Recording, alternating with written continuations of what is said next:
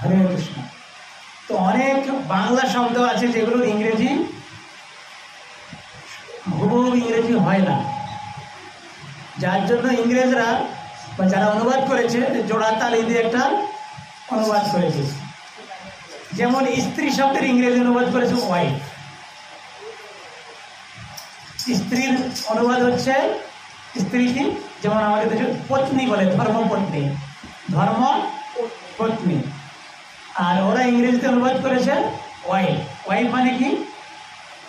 Wife মানে wonderful instrument for enjoyment. Wife মানে wonderful instrument for enjoyment, ওটাকে সংক্ষেপে ওরা বলছে ওয়াইফ। মানে ইংরেজরা বা পাশ্চাত্য সভ্যতায় স্ত্রীকে মনে করা হয় একটা ইন্দ্রিয় সুখভোগের একটা ইনস্ট্রুমেন্ট, ইন্দ্রিয় সুখভোগের।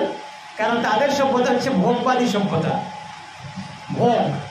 আর আমাদের সমাজ হচ্ছে ত্যাগের সভ্যতা। তাদের সভ্যতা কি? ভোগের সভ্যতা। তারা হচ্ছে ভোগবাদী, বস্তুবাদী বলে, বস্তুবাদ।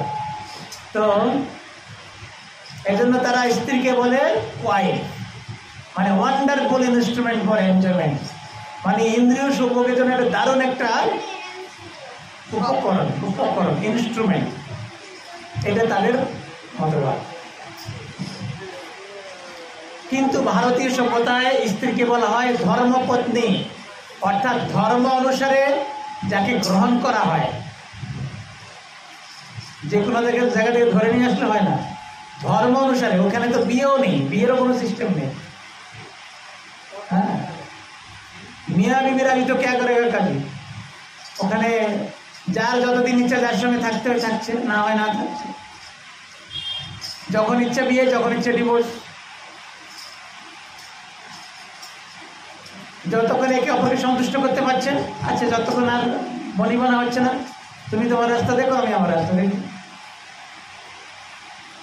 প্রচুর ডিভোর্স হয়ে যাচ্ছে।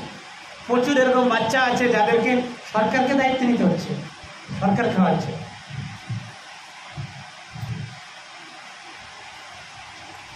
ভেঙে যাচ্ছে বিয়ে, তখন মানে 2-4 দিন 6 মাস থাকলো, এবার গর্ভের সন্তান এসে গেল, এবার ছেলেটা চলে গেল কোথাও, চলে যাচ্ছে অন্য জায়গায়। তারপরে কি করবে? হয় ওই সন্তানকে হত্যা করতে হবে, না হলে সরকারের কাছে হাত পাততে হবে। এই হচ্ছে অবস্থা। এই হচ্ছে ওমেন লিবারেশনের পরিণতি। Women liberation.